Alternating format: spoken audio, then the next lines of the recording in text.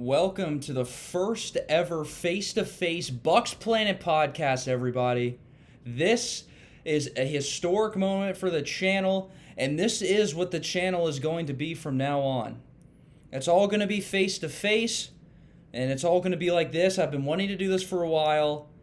I've been trying, not really. I've been kind of lazy, and with all the free time I've had in college, because I haven't been doing much. I need to work on it. But because, by the way, I spend all my Sundays focusing on this team, writing down notes. It's all on my phone, too. I'll show you guys that in a second. And it's just been time for me to do this. This is something that I've wanted to do for a while. And now, with all the free time, I've been able to. And I'm sorry for the video quality. It's probably not going to be that high. I'm using my MacBook Air webcam. It's probably not that great, but this is a new MacBook Air. I don't know if the camera's that good, but I guess we'll see. Kind of bear with me through that. I'm sure we're going to work out a lot of kinks over the next few episodes trying to perfect the system. This episode's probably not going to be great in terms of the quality of video, but I mean, hopefully the content's good at least. And with that being said, let's just get right into it. No beating around the bush, because that's not what we do here. That's not what we do on Bucs Planet. Nothing's changed. Look, the only thing that's changed about this show is now you can see my face. You can see my face. There's content, the quality, nothing else. Everything else is going to be the same. And there are some things that need to be said on this show right now that a lot of you people are not going to like. A lot of you people, honestly, I'm going to have to go Jack Nicholson on you. A lot of you people can't handle the truth. And you complain and you text me and you're like, whoa, there are some things that need to be said. There are some things that need to be said, and they are going to be said on this episode. This is not only going to be a historic episode because of the fact that this is our first face-to-face, the amount of absolutely destruction that I will put on this team through this episode is going to be historic. If you thought I've raged, if you thought I've yelled, if you thought I've dissected and been pessimistic and said everything and ripped to shreds the Bucs before, no. Today is the day that this will be historic for this, and because of the fact of what I'm about to say, and these things need to be said. And they will be said. If they need to be said, I will say them. The Buccaneers, our Buccaneers, your Buccaneers, got absolutely embarrassed on primetime football against their arch rival, their nemesis, the New Orleans Saints, who I hate. I hate their coach. I hate the fact that Jameis Winston's winning with them. I hate all of it. I hate Marshawn Lattimore, Michael Thomas, the clown show. I have Alvin Kamara on my fantasy team, so I'm not going to say anything about him. But all of them and company played the Buccaneers on Sunday night for the Bucs having a chance to take the division. Now the fact that the Bucs lost, that means the Saints are now in first place in the division, and it's over. The Bucs pretty much don't have a shot of winning this division. Could it happen? Yeah. But the Bucs got swept by the Saints, and the Saints have every tiebreaker possible over the Bucs, getting swept, a better division record, everything. There's no hope of winning the division this year. And that's not a huge problem because of the fact there's not going to be really any home field advantage this year in the playoffs. Because for those of you that don't know, if you win the division, you get at least one home playoff game depending on what your seed is. If you don't win the division and you make the playoffs, that means you made the wild card. If you made the wild card, that means you will never play a home playoff game. You will always be playing in someone else's stadium. Now, there's rumors the NFL's going to switch to a bubble, and they're going to, have all the games in one city and, have the bubble like the NHL, MLB, and NBA did, which we can get into that in another video. I have plenty to say about that, sort of, mostly as it pertains to us. This was the worst loss I have ever seen the Bucs play. This is the worst game I've ever seen the Bucs play in my life, in my entire life. And yes, I saw a 56-0 game Thursday night in Atlanta about 5-6 years ago. I saw that game. That team had no talent. That team had Josh. What's his name? Josh McCown.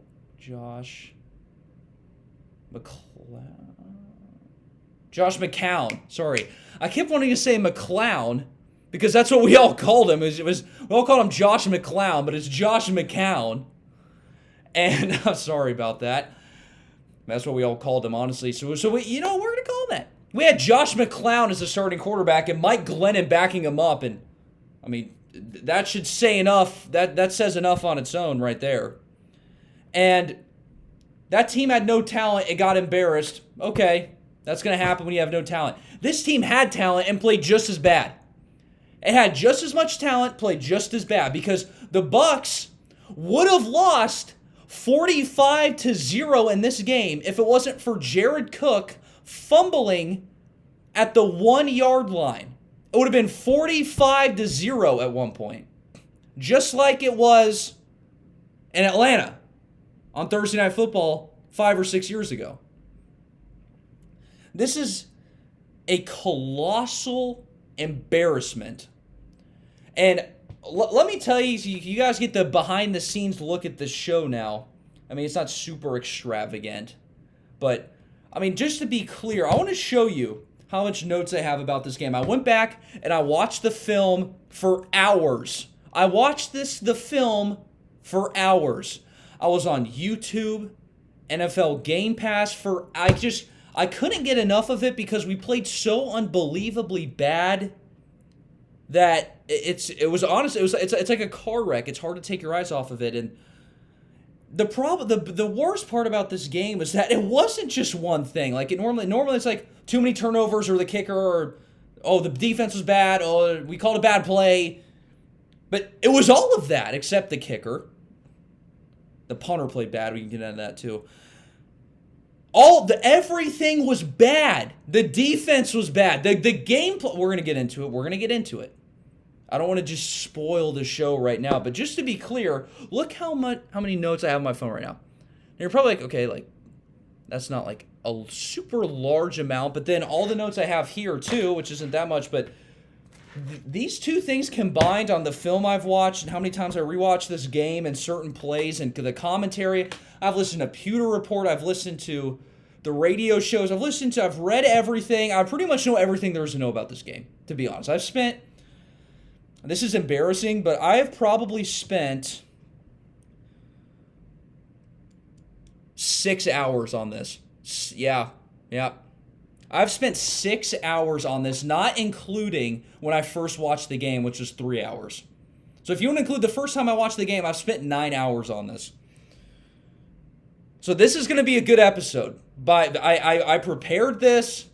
First face-to-face, I want this to be good. And here we go. Obviously, the Bucs were terrible all around. And we're going to get into why. And the first thing that I want to get into is Byron Leftwich, who I have been saying for weeks, the whole season. I said it last year too. I said Byron Leftwich needs to be fired. And, okay, I understand that he's probably not going to be fired because Bruce Arians and him are buddy-buddy. Him and Antonio Brown are buddy-buddy. Him and Tom Brady, which we're going to get into that in a second, believe me. Antonio Brown. And he's not going to fire him, but what Bruce Arians can do is take over the play calling. And Bruce Arians is known to be a great play caller. So why has he not been calling plays? It's because he's had some health issues with migraines. It's been a little too much for him. I get it, but it's time to take it back. Bruce Arians needs to seriously consider taking back over the play calling. The Bucs ran the ball an NFL record, 5 runs, and one of those runs was a Blaine Gabbert, who's our backup quarterback, QB Neal. Technically, that's considered a run. And if it wasn't for that, the Bucs, even including that, the Bucs ran the ball 5 times, which hasn't been done in 87 years in the NFL. 87 years. And when Byron Leftwich goes up there And Bruce Arians goes up there and he says, oh, well, we were getting blown out early, so we had to abandon the run. Okay, like I can buy that, but except I don't buy that. Do you know why? Because an average person will look at that and say, okay, that makes sense. What? No, that doesn't make sense. Do you think they're in the span of the last 87 years in the NFL that there hasn't ever been a blowout like this? No! Of course there's been blowouts like this, and they've been worse than this. And yet teams have still rushed more than we did in the game. That's embarrassing. That is absolutely embarrassing. And there's no one to blame except Byron Leftwich on that. And then if there was any play that could just summarize Byron Leftwich's lack of creativity and skill as an offensive coordinator, it was on 3rd and 14 with an offense that features Rob Gronkowski, Chris Godwin, Mike Evans, Antonio Brown, and Scotty Miller. Byron Leftwich calls a swing pass out of the backfield to Ronald Jones. You must be joking. That is embarrassing. Byron Leftwich waved the white flag on that play. What's the point of having the best receiving core in the NFL if we're going to call a swing pass to Ronald Jones out of the backfield on 3rd and 14? Are you kidding me? That's ridiculous. Terrible, terrible, terrible. And if things can get any worse for this offense and the offensive coordinator, Byron Leftwich, it was when the defense finally gets a turnover, and we're going to get into the defense, so the defense finally gets a turnover on a fumble caused by Shaq Barrett, and we get a lucky pass interference call in the end zone. So the Bucs have the ball at the 1-yard line. The Bucs need 3 feet to score. And we call 3 passing plays and don't convert. Are you kidding me? We ran the ball once and Ronald Jones got absolutely obliterated at the yard to gain. Okay? How about you do it again? How about you do QB sneak with Brady? He's good at those. But Byron Leftwich called 3 straight passing plays. One of them was dropped by Gronkowski. You have to say it. You have to say it on this show. Rob Gronkowski dropped a touchdown pass. He looked terrible in the game, like everybody else, to be fair. About that interruption, some random people came knocking on my dorm because, again, if you didn't know, I'm at Florida State University, and I am in college. Freaking college kids, man. Side note, I miss Tampa. Even despite the fact that the Bucs make me want to leave. Okay, so where was I? I was talking about, so Ronald Jones gets blown up, then Gronk drops the pass. And what's one thing that we know, and this, despite how I feel about Marshawn Lattimore, Mike Evans hasn't caught a pass on him in 2 years now. And Marshawn Lattimore is not that good. I just think that he's in Mike Evans' head. I think that's really the problem, in the fact that this offense doesn't feature wide receivers, and we're going to get into that later too, except at the goal line. And there's multiple reasons why I do think, because Byron Leftwich, I think, had an idiotic game plan. Idiotic. And obviously the play calling at the goal line at the 1-yard line when we didn't get it, and 4 tries. You had 4 tries to get 3 feet, you don't do it. 3 of them were pass plays. Obviously that's unbelievably stupid. We can all agree. But part of the reasoning that I think went into that is because, especially on 4th down, we threw a fade ball to Mike Evans when Marshawn Lattimore was covering him. And Mike Evans hasn't caught a pass on Marshawn Lattimore in a long time. So that's obviously just a bad play design, is the point I'm trying to make with that. But the reason I think we did that is because Mike Evans is the Tom Brady to Mike Evans connection has not been established yet. It's very, very bad, to be honest. When Jameis was here, and I'm not saying Jameis is better than Tom Brady, because that's obviously not the case. I'm just saying that when Jameis was here, Mike Evans would get so many more targets. He had all these yards and touchdowns. And, Mike Evans was in that conversation of top 5 wide receiver. And now nobody talks about Mike Evans anymore because he's not really featured in the offense. He's been injured, sure. And Brady and him just haven't had the connection. There's been some issues there. Obviously, I think it's on the play calling personally. And we'll get into that. Honestly, I can make an entire hour long of an episode diving into the film I saw on the play calling. But you guys, one day when I have a very high intellect audience, maybe they'll like that type of information. But you guys don't. No offense. I'm not making fun of you guys. I'm just saying. And then Mike Evans had one thing going for him. Mike Evans was ranked top 5 in touchdowns, I believe, for wide receivers. I think he had about 7 or so. 6 maybe. Now I'm blanking completely. But Mike Evans has touchdowns. He has the same amount of touchdowns as some of those top guys in the league right now, like Devontae Adams, DeAndre Hopkins. DeAndre Hopkins actually doesn't have that many touchdowns. But some of those top guys right now that have all the touchdowns, Mike Evans is in that category because he's been a real red zone threat. The only really time that Brady and the Mike Evans chemistry and the play calling actually features him is in the red zone. So Mike Evans has touchdowns, and I think, personally, and I understand this is speculation, but this is true. This is true. That the reason that Byron Leftwich called that play was honestly, I think, to appease Mike Evans. Bringing in Antonio Brown, then the play calling's not been there all season. You need to keep Mike Evans happy. And Mike Evans is happy that he's scoring touchdowns. Even though the yards and the receptions aren't there, he's happy that he's scoring touchdowns. And so we get down to the one, and Byron Leftwich is almost kind of especially on the fourth down, trying to force feed the ball to Mike Evans in order to keep him happy. Because in a locker room with Mike Evans, Antonio Brown, Chris Godwin, and, Mike Evans and Chris Godwin are great people, so, of course, I just mean Antonio Brown when I say that. This can go south really, really quickly.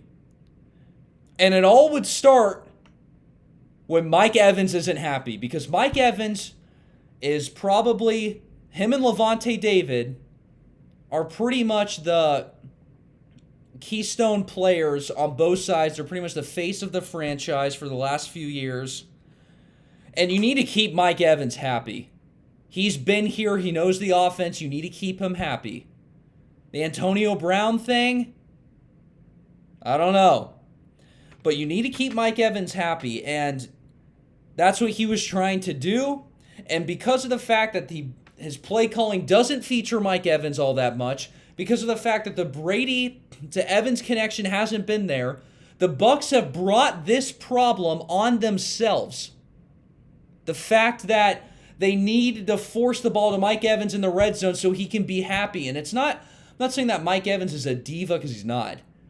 But you just want to make sure that he is happy, because things could go bad really quickly if he's not. It would start with him. And that's what I believe happened. And, obviously it's terrible play call. Terrible. Terrible, terrible, terrible. And Byron Leftwich has no idea what he's doing. He has no creativity. That's why Mike Evans isn't getting open, by the way. If he had even the slightest bit of creativity in his play calling, Mike Evans would be open. Think about Sean Payton, who I hate, to be frank with you. He's dancing on the sideline. He posts videos dancing in the locker room after beating us. I cannot stand Sean Payton. But he's a good play caller. And he's a creative play caller. And Byron Leftwich, because one should have been taking notes on the sideline, looking at how Sean Payton was dissecting our defense. That's what Byron Leftwich should have been doing. That's what a good play caller looks like. And he's going to get another look at that when Sean McVay comes into town week after next. And he's going to get another good look at it when Andy Reid comes into town 2 weeks from now. Or maybe it's 3 weeks. Either way, it is awful. The play calling's awful, and I don't know how Bruce Arians and Tom Brady put up with it. Because Bruce Arians is known to be a great play caller, and yet he doesn't call plays. He gives it to Byron Leftwich, who has no idea what he's doing. It's tough. I mean, at the very least, if you can't fire Leftwich, at the very least, you have to take away play calling from him. Arians has to take over. If something doesn't change with this offense, think about how much firepower is on this offense. I've already listed everyone. And Byron Leftwich still can't get a good offense out of these guys? Still? And I know, but this issue has been on for a while, and I understand that they scored a lot of points against the Raiders. They scored a lot of points against Packers. You know, a lot of that had to do with turnovers. But this has been an issue. And it's highlighted in prime time, because for some, we're going to get into that too. Golly, we have a lot to get into. This is like a lecture. You guys, this is class right now. Welcome to class. This is Bucs Planet class. You're learning about the Bucs. You're learning about why they're bad, or why they had a bad game at least. I'm not going to say they're bad. Or you're going to learn about why they had a bad game. This is your class. Take notes. Lecture number 8 million. Thank you. This has been an issue for weeks. It's been an issue all season, the play calling.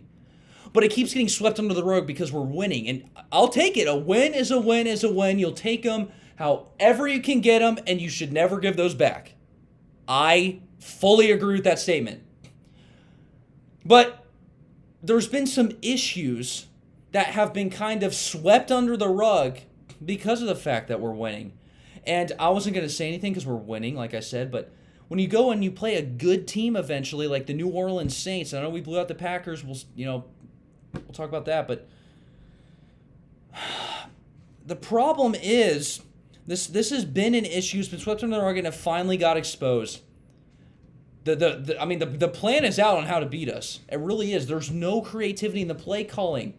It's like the Saints knew the entire playbook and knew what we were calling every time, because even if when you go back and watch the film, it's not like I'm sitting there and I'm like, oh, well, there was people open, Brady didn't hit them, or, what are we doing on that? No, everyone was covered all the time.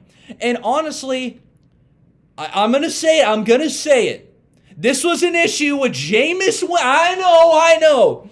This was an issue with Jameis Winston last year. Everyone is covered a lot of the time. And they keep saying, well, Jameis had the problem of throwing the ball. And I'm not really defending him. I'm just making a point that, everyone's saying, oh, Jameis can't throw the ball away. He always throws an interception. Good point. I agree. And do you know why he had all those interceptions? Well, that would mean he didn't throw the ball away when he should have, right? In certain situations, correct? Yes. People were always covered last year, too. That's why he had all those interceptions. Now, I get it. He's an idiot. He doesn't know how to process defenses. He's a bust. I understand. But a lot of the reasons why he threw interceptions, because why do you throw interceptions? You throw the pass to people that are covered. And people are having a hard time getting open in this offense. And I understand Jameis had 5,000 passing yards. Mike Evans and Chris Godwin, both 1,000-yard receivers. So obviously they're getting open sometimes. But this offense just lacks creativity. It lacks juice. I mean, you look at Sean McVay. I love Sean McVay. He's a nice young offensive coordinator. He's like Sean Payton, but not a complete jerk. And I just love the guy. I mean, his offense is creative. The play actions and, the run game opens up the pass game. They use motion to confuse people. We do none of that. None. I'm tired of the Byron Leftwich experience. We need to move on. And here's my final, if this doesn't summarize, again, I've already said this, if this doesn't just show you what Byron Leftwich means as an offensive coordinator for this team, then I don't know what does. And again, I'm going to say it again. On an offense, that features Gronk, Mike Evans, Chris Godwin, Antonio Brown, and Scotty Miller. This is the Bucs' first half offensive possessions. Are you ready? Go ahead and, get ready for this. Brace yourself for this now. I got it on my notes. 3 and out, 3 and out, 3 and out, 3 and out, 2 plays and an interception, 8 plays turnover on downs, 3 plays and an interception, 31-0 at halftime. Goodbye, everybody. Have a safe trip home. Are you kidding me? What is that? That's terrible. I mean, how... Oh my gosh. This team. I spend so many hours watching this, and I mean, that is unacceptable football. That is what it is. It is unacceptable football. Now, as bad as the offense played, let's now talk about how equally bad the defense played. I mean, you could make an argument that the defense played worse than the offense because they were getting beat left and right. And here we're going to start with this. Todd Bowles, I believe, should be a head coach in the NFL. I hope that he's our next head coach, not Byron Leftwich. The Bucs, when Bruce Arians retires, the Bucs are absolutely insane out of their minds if they choose Byron Leftwich to be the next head coach. That is, however long, I would say he probably lasts 2 years. That is 2 years right down the drain. You're behind. That would be a terrible decision. I thought Todd Bowles should be, but, Todd Bowles, where have you heard this before? Todd Bowles' game plan against the Saints was to run a soft zone coverage, meaning the Bucs just kind of sit back and only rush 4 people, not blitz like they do every other game. They only rush 4 people every play mostly. And therefore, the future Hall of Fame quarterback Drew Brees said, when you give him time, he's going to carve you up. And what did he do? We gave him time and we let him beat us. Seriously, the game plan defensively played right into the hand of Drew Brees. It almost seemed like we were trying to lose the game, to be honest with you. It needs to be said. The game plan was terrible. The soft cushion zones, are you kidding? Against Drew Brees. He just sat back there. He found the holes in the zone because zone is good when you get pressure. If you don't, there's a ton of holes in zone because it's not possible to cover the entire field as a zone. That's just 101. Everyone has their little zone of the realistic area they can cover. But no matter what type of the thousands of zone coverage you can call, not one of them covers the whole field because there's holes in it. You have to send pressure with it. You can't just sit back there and especially against Drew Brees, let him pick you apart. And that's what we did. What are you doing, Todd? Was Mike Smith the defensive coordinator? Seriously, what does that sound familiar? When Mike Smith would get out-coached, out-game planned week in and week out, and we were saying the same thing. Too much soft zone, too much, not enough press, not enough blitzes, and then there it is. Todd Bowles decided to pull a Mike Smith. Awful coaching, awful game plan by Todd Bowles. He receives an F. Byron Leftwich receives an F too, by the way. Honestly, they all receive F minuses, to be honest. And Jamel Dean, he was, he played kind of good last year after the DK Metcalf thing, where he got absolutely destroyed. He was an up-and-comer. Okay.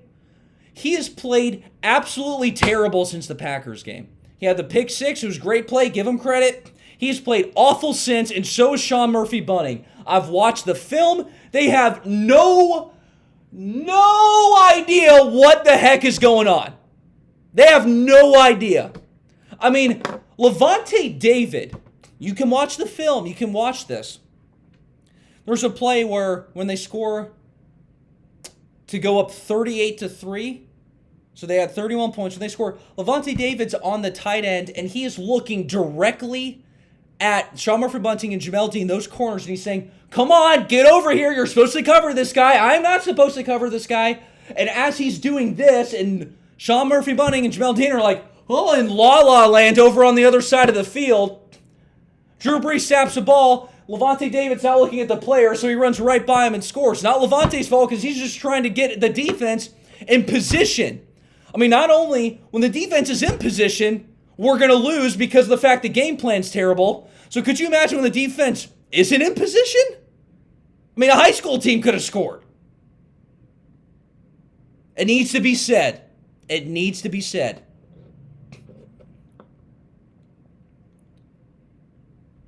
I mean, I just, unbelievable. Unbelievable. This is the worst game I've ever seen the Bucs play. It's the worst game that you should have ever seen the Bucs play. And not, okay, we kind of have to throw out the whole kind of like early 70s when we were a thing. We have to kind of throw that out. Kind of have to throw out a lot of the 80s too.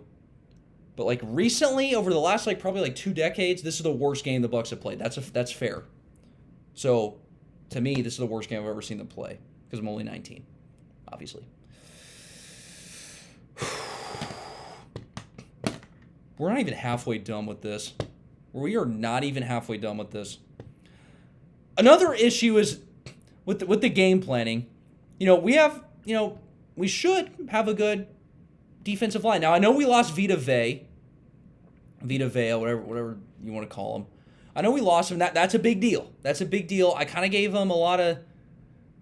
I've been hard on him because I've been comparing him to how Derwin James' production versus Vita Vea's production. I get their different positions. I understand. It's kind of hard to compare them, but I really wanted Derwin James. He would have been perfect in this defense with Todd Bowles. Perfect!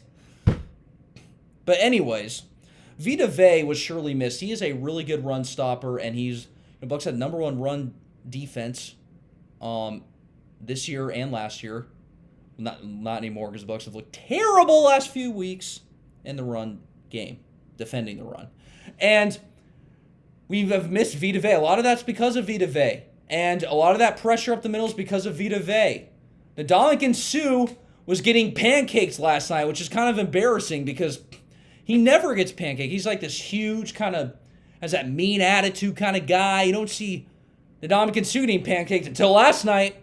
Shaq Barrett had his work cut out for him. He did force a fumble, but it wasn't much there.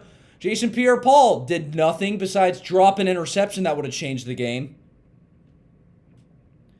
A lot of bad. A lot of bad.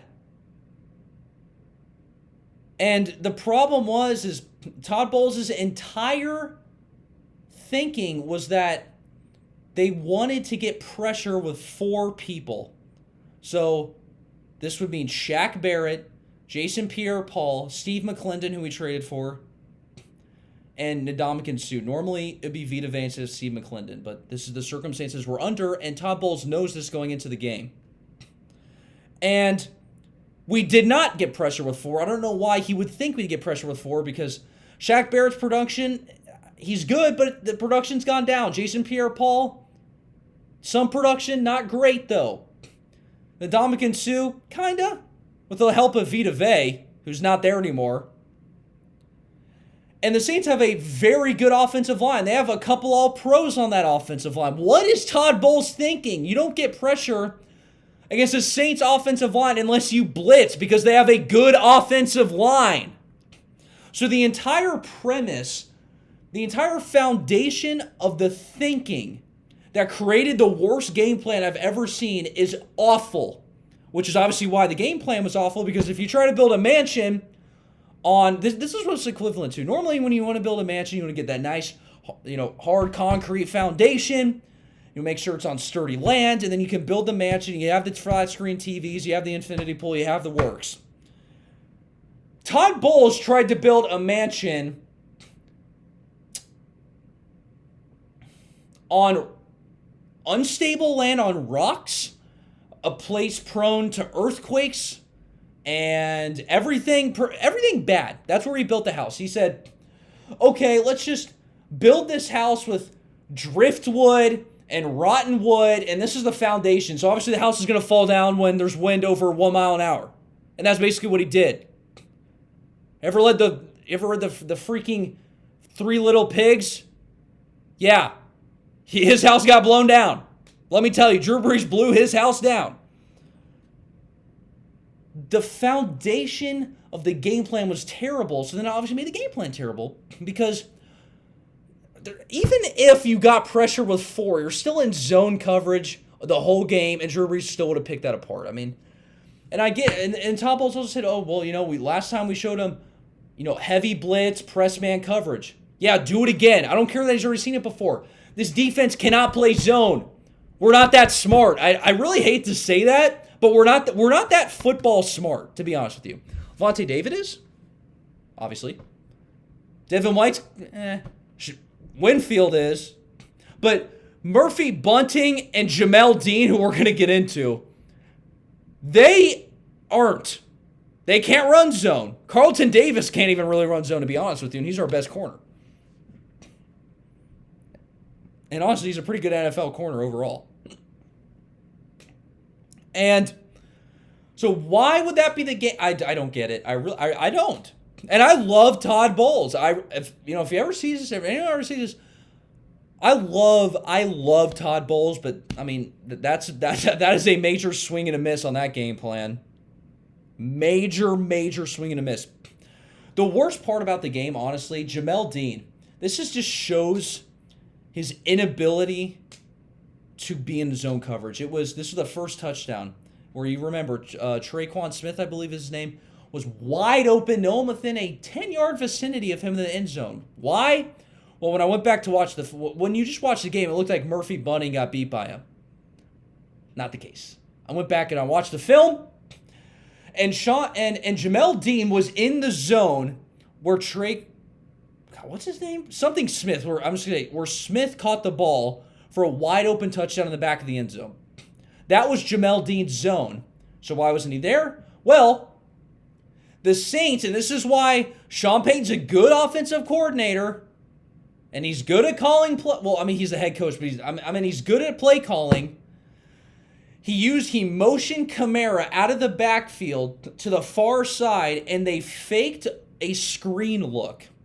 Meaning that right when the ball was snapped, it looked like the Saints were going to throw the ball to Kamara, and the 2 receivers that he was next to were going to block for him. And then, the goal would be for Kamara to score because they're at like the 8-yard line, I think. Or around that mark. And the Saints do that a lot. And Jamel Dean, for whatever reason, decided to play hero ball.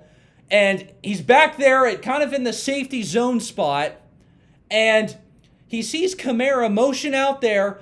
And he thinks, oh, it's a screen. I got him. I'm Jamel Dean. I got him. And then he gets absolutely embarrassed by Drew Brees when they fake the screen pass and throw it to the zone he was supposed to be in. They knew Jamel Dean would bite on it because he doesn't understand how this works. He's not there yet mentally he's not there mentally in the NFL yet, all the way.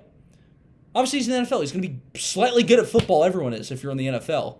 But he's not all there mentally. The Saints got him. And boy, Jamel Dean, that wasn't a scrum. I couldn't even imagine what he's saying. He probably jumped that route, and he's probably thinking, oh, yeah, I'm about to get a pick 6. I'm going to make a TFL, a tackle for loss, is going to be great. And then you turn around, see they're faking the screen, and then when you see the ball floating right to your zone, you must be thinking, oh, shoot, I'm an idiot. And he was. The lack of communication was terrible, too. Levante David said it. Lack of communication because I guess Jamel Dean was supposed to signal to Sean Murphy Bunting, hey, I'm going to play up and be aggressive and be an idiot. So, Sean Murphy Bunting, you're going to have to cover my zone. That was not communicated at all because the zone was wide open and they scored. Bad coaching, bad play. bad IQ from the players, bad everything. Okay. That's enough on the defense for now. Let's talk about Antonio Brown. You want to force feed the ball to Antonio Brown? I said this. I said it. And honestly, I hate to say this. I hate to be a little boastful. I'm tired of being right about every single thing I almost talk about on the show. Antonio Brown was force-fed the ball. And why? Why was Byron Leftwich, good grief again. Byron Leftwich, instead of featuring the two guys who know the offense, Chris Godwin and Mike Evans, you feature Antonio Brown to make sure he's happy, because we know what happens when Antonio Brown doesn't get the ball. Hissy fits, sideline antics, off the field issues. He goes on Twitter. He does all this stuff, Instagram, everything. And that's the problem the Bucs bought themselves into. Antonio Brown, Byron Leftwich, or Tom Brady banging the table, saying, I want my boy here. I want my boy here. Byron Leftwich knows Antonio Brown. They played together in Pittsburgh. That's his boy. That's their boy. Now your boy is here. He's here. And we're going to accept that fact. And we know how this works. When you're winning, everything's fine. But when you lose, you better believe there's going to be problems. You better believe if we keep losing the way we did, and Byron Leftwich is going to favor Antonio Brown for targets through his play calling and play design, and not Mike Evans and Chris Godwin, they're going to say the right things in the media because they're good people. They're great people, great leaders. But you better believe they are not going to be happy. You better believe that, and that's when the season tanks. And I'm not saying it's going to happen. But if that does happen, that's when the season's over. That's when it all goes to heck. And Antonio Brown caused an interception because him and Brady were on the same page, because Antonio Brown was expected to keep stemming the route forward. Instead, he cut back, so Tom Brady threw it to where he wasn't. I'm kind of glad I get to show this now with my camera. So essentially, Antonio Brown's running his route, and he's supposed to keep going all the way.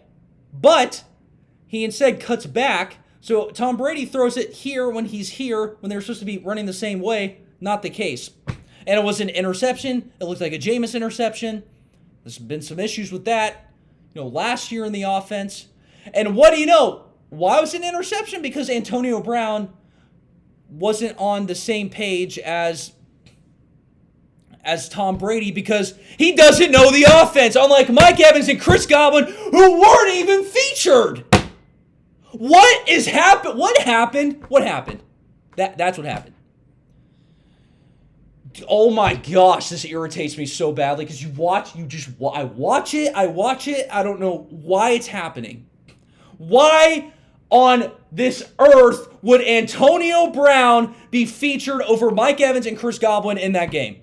He just came off the street, hasn't played football in 16 months, and you throw him into arguably the hardest offense in the NFL with the 400 plays and all the routes that stem based on the coverages, and you throw Antonio Brown in that, and then not only do you do that, you feature him over the other guys. And I know I'm repeating myself, but it needs to be said. It needs to be said on this show. Other people are saying it too. You can go on Pewter Report, go on things. Go on 620 WDA, T-Kraz, my boy. He says it, everybody's saying it. Why was... you want to feature... Okay, guys, you want to feature Antonio Brown? That's what you get.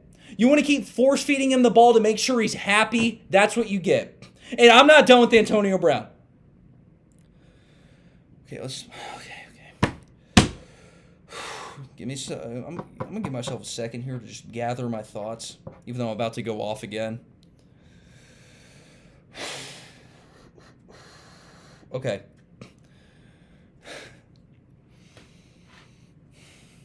It's 31-0. The Bucs have 0. The Saints have 31.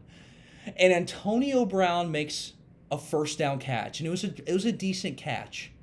It wasn't great, but it was a decent catch. And he gets up, he's jiving, he's having a good time. He does the little Well, first down, he's having a good time, caught a really good pass. Are you kidding? Down 31-0? And he goes out there and boasts after making a catch? What?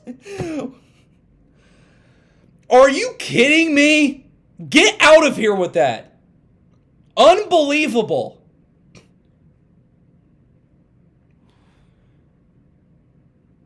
The offensive line speaks for itself. I'm honestly tired of saying this over and over again.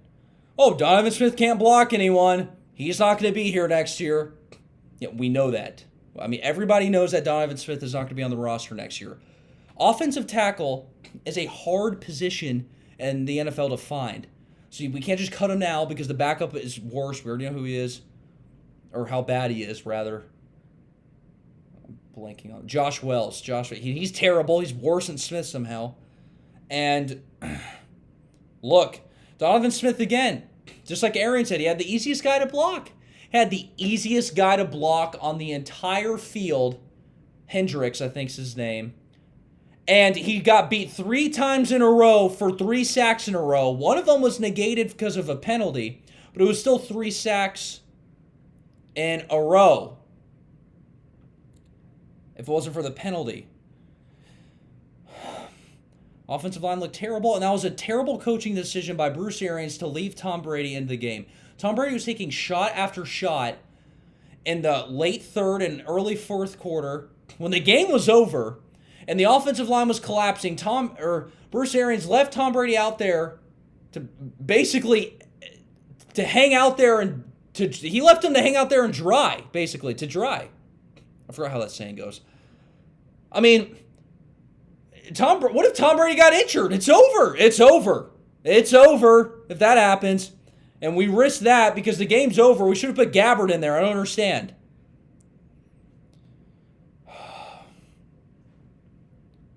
So Donovan Smith's obviously terrible. I'm not going to get into the offensive line because they're bad. They're not even that bad. And honestly, we didn't have Ali Marpet. That hurt.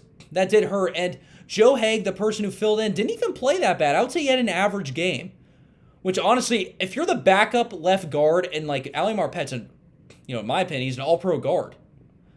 Obviously, the best offensive lineman we have. And when you fill in for that type of a player and you have an average game, that's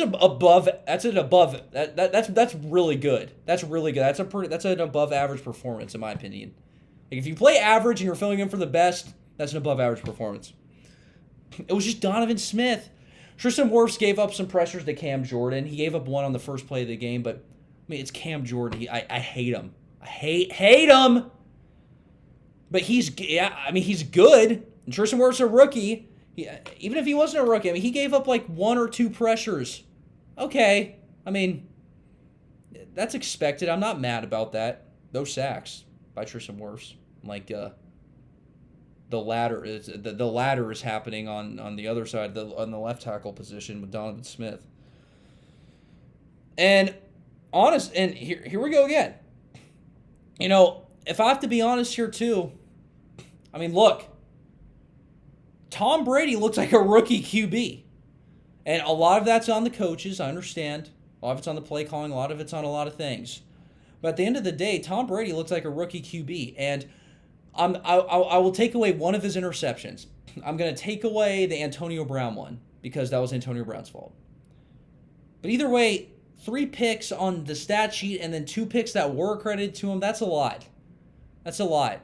And, the screen pass that wasn't open, it was a terrible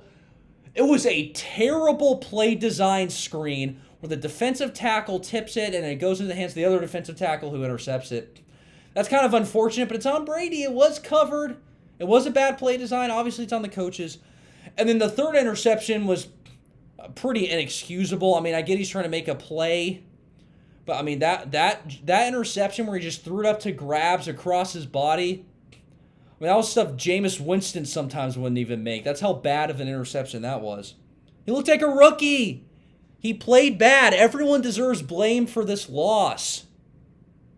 Even Brian Anger had some terrible... His first punt went for 31 yards. Are you kidding me? And you're in the NFL? And then his third punt, which granted was from his end zone, it went for 35 yards. I mean, that's given if you're punting from your end zone and your punt goes 35 yards, you're giving the Saints the ball at like the 30. That's almost red. You get 1 first down, you're in the red zone. What is that? It's bad is what it is. If you ever see a punter punt and you see the returner have to sprint up to be able to catch the ball before it hits the ground, it's a terrible punt. And that's what happened the majority of the time last night. He contributed to everyone else playing bad, except when we avoided the shutout, when Ryan Suckup hit a 48-yard field goal. It was a good kick. It was wet and rainy, and he still kicked it good. I mean, it was wet and windy because it was minorly sprinkling, and it was really windy. And he kicked, I think, into the wind, and it was still good. So, Suckup, you did your part, I guess. You know, we wish you could have had more attempts, mostly extra point attempts, but we couldn't score. You remember, we went to the 1-yard line. 4 tries, don't score. That's tough. That's unacceptable. And here's my final, like, after every single thing that I've said up to this point, here's the final conclusion. Have the Bucs ever played the Saints? We looked like we had never played them before. Ever. It looked like we had never seen the Saints, never seen them before. And, you know, the week 1 loss, that was kind of expected because you're like, okay, they didn't get a lot of practice time together, new quarterback, new a lot of things. That was expected. And then we come out and we look 10 times worse in this game. What is happening? Good grief. And a lot of these had issues in the Giants game, but because if Daniel Jones wasn't anything other than an incompetent, inaccurate, and unable to process defense's quarterback that he is, the Bucs would have lost by a lot to the Giants. I hate to say that, but they would have. The Bucs should have lost to the Giants, but they didn't. And a win is a win is a win. Take it all day. I understand. I agree. But these issues, I'm just saying, were starting to kind of present themselves against the Giants, who are arguably the worst team in the NFL. So when you play a team that's really fundamentally sound and well coached like the Saints, that's going to happen. That's just what it is. And some serious changes need to be made in the Bucs organization if we actually have hopes of, I'm not even going to say if we just have hopes of going to the playoffs and winning a playoff game. I mean, a lot of things have to change just to do that. A lot of things have to change just to do that. Unbelievable. Unbelievable. I mean, how have the Bucs looked like they had never even seen the Saints before? Nonetheless, they're in our own division. We've been playing them twice a year for the last, 20 years. Including earlier this season already. I mean, if you can honestly look at a team and say, wow, that team looks like they've never seen another team. Or, if you look at the Bucs and you say, wow, that looks like they've never seen the Saints. That's the worst thing you could say about a team. That looks like they've never even seen their division opponent before, because every play call that the Bucs call doesn't work, and every play call that the Saints call does work, and we look like we have no idea what we're doing. You can watch it in the film, especially on defense, when guys look like they're not lining up correctly. They have no idea what they're doing. Oh, my goodness. My goodness gracious. The Bucs need major, major improvements to fix this. They do. And it's just a problem when you look like you've... I mean, that was not competitive football. I mean, how many times can you say that in the NFL, that it was non-competitive football? Even when the Jets played the Patriots on Monday night, that was competitive. The Jets are 0-8 or whatever, 0-9, I can't remember. I mean, even in some of their games where they lose, I mean, it's at least competitive, kind of. I mean, what we saw, and even that's terrible, to not only compare yourself to the Jets, who are tanking and are terrible. Not only is it an insult to compare this game to that, it was almost worse than that, because it was non-competitive football. How can you have non-competitive football in the NFL, especially with the roster we had? I'm done. That's what I had to say. And a lot of you guys, This is what needed to be said about this week. This is what needed to be said. It can turn around.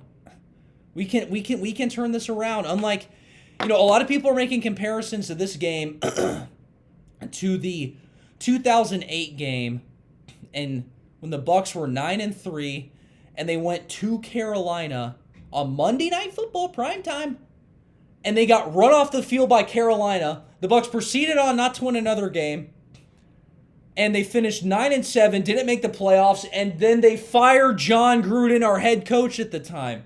That was the reason he got fired. Now, a lot of people compare that, and I hope it's not like that because the Bucs didn't win another game after that. And I don't think it will be like that, but it's happened before. Uh-oh. I really hope it doesn't. I don't think it will, but it's just an interesting comparison, nonetheless. But look, the things that I said, they needed to be said. And, now you guys get to see me face to face. You got to see behind the scenes. We got through all the notes. We got through everything today.